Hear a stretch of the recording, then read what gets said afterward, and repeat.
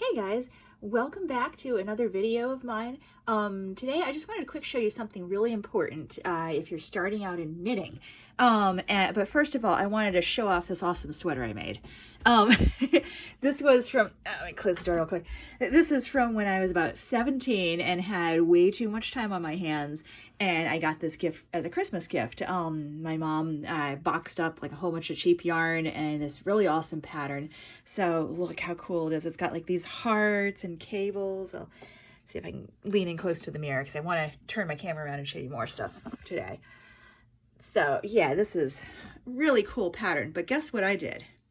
Somebody forgot to check their size gauge, and this is probably what turned me off from making sweaters for about the remaining years of my life. It's only this winter that I finally tried making another sweater, and I am pleased to say that I did it right the next time. I made a really simple one, but I checked my gauge beforehand, and that's the step that I want to show you today. Checking your gauge can help you prevent problems like this.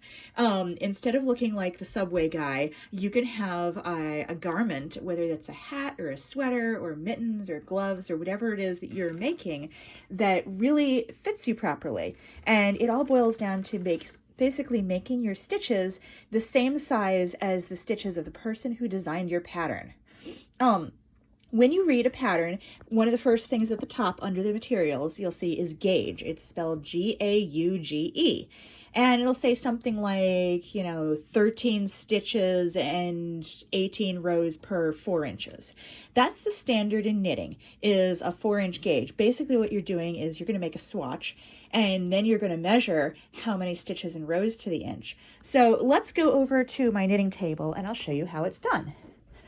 Pardon my coffee and my setup here. So I'm in the middle of gauging for a new project. I'm going to make a sweater hoodie. And here's my swatch.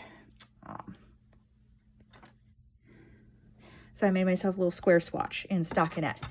I am using a different yarn than the person who designed the pattern for the hoodie is using, but it is the same weight of yarn. And first of all, let me just say that it is very important to get approximately the same weight of yarn as you have in your pattern. That way, you won't have to adjust it too much to get to the correct gauge. This is Lion Brand Wool Ease, WOOL-EASE,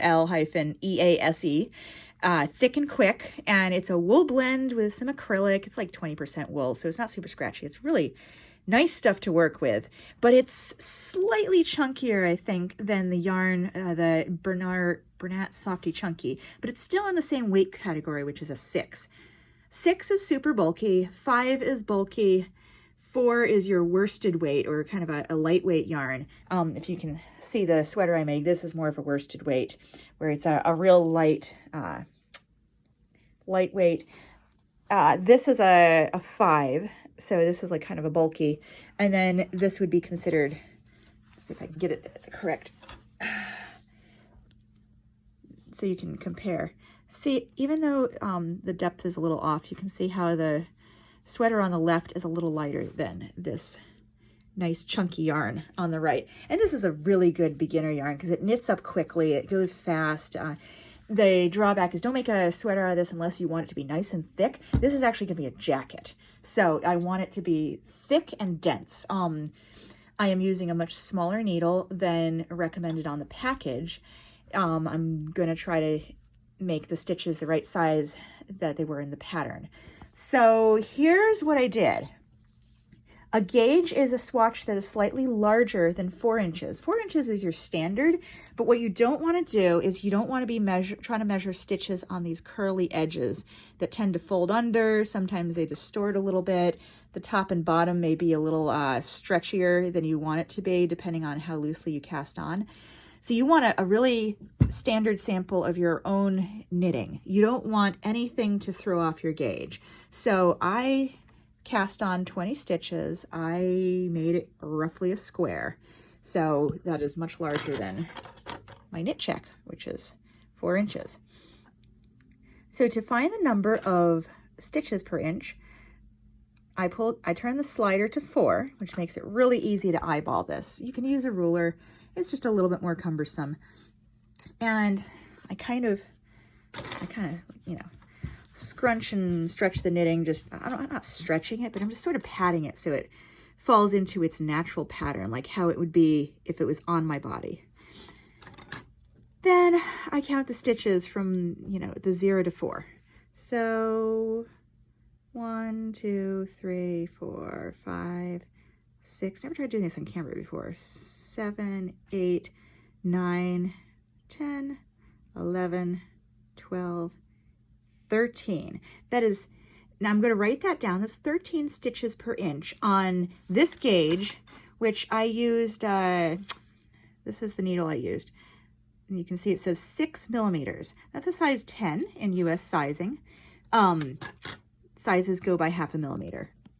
So it's a little bit bigger than the gauge that I want.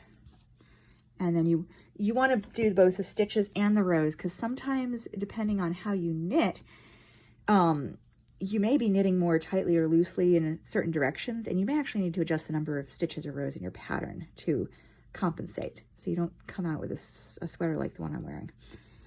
All right, I'm going to put the camera down for 1 second and adjust where this gauge is at. Da, da, da, da. I'm still here. I'm just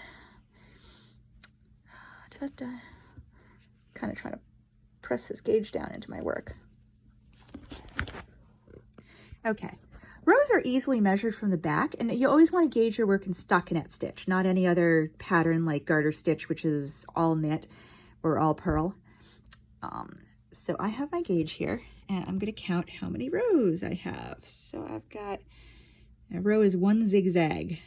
1, 2, 3, 4, 5, 6, 7, 8, 9, 10, 11, 12, 13, 14, 15, 16, 17, 18 rows per 4 inches. So I've got 13 by 18 is the gauge on size 10 needles. Now, size 10 is the size that's recommended by the pattern. But what I'm going to do is I'm going to go down to a 5.5 millimeter. That's a size 9.5. And I'm going to make another swatch. This is probably the most tedious part of knitting. And I've got to say, I hate gauging my work. And I know that I'm going to have to do it twice because something's always off. But it is a very, very important part of knitting. If you don't gauge your work and you don't make that second gauge and you just assume, then what ends up happening is you get a sweater that looks like this one, and you were like, oh, I didn't know I had to go down another half a size. I should have made 3 swatches. But you've got to make that third swatch if you've got to make it. Make it, measure it, make it way too big. And what I like to say is, consider this your movie night. Like, put on your favorite show, get some, you know, butter-free popcorn or something that's not going to get your fingers all sticky, and knit yourself 3 swatches. Just do it. That is the first step in your project. Even if you are raring to get to all the fancy, you know, cute cable work, like, look at this. It's a gorgeous pattern. Oh, it was a really good pick. Like, it's got all these different cables, but what I didn't know was that the sweater was going to fit like this. And actually, I was actually a lot skinnier when I was 17. So like, this thing was tented off me. I've actually had to sew, like a good couple inches out of the sleeves. That's like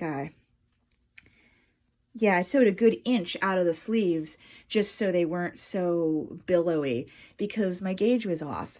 So, and this was a size large and I wear an extra large. So you can see how much it was really off.